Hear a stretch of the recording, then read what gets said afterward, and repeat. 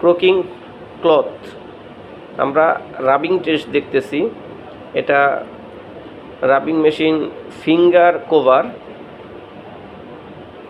এখন আমরা মেশিনের মধ্যে গার্মেন্টসটা সেট করব।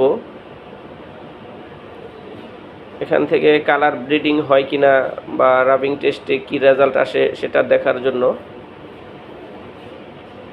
আচ্ছা, এখন মেশিনটা স্টার্ট দিলাম। স্টার্ট দিয়ে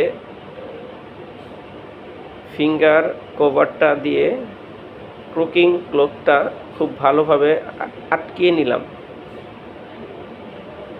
ফিঙ্গারটা গার্মেন্টসের উপর রাখলাম। মেশিন স্টার্ট দেওয়ার সাথে সাথে সেকেন্ড দেখাচ্ছে, 5 সেকেন্ড অলরেডি হয়ে গেছে। 10 সেকেন্ডের পর থেমে যাবে। 10 সেকেন্ড 10 বার আপ ডাউন করবে, মুভিং করবে। তারপর আমরা দেখব আমাদের টেস্টের ফলাফলটা কি। হ্যাঁ, কালার ব্লিডিং হয়নি।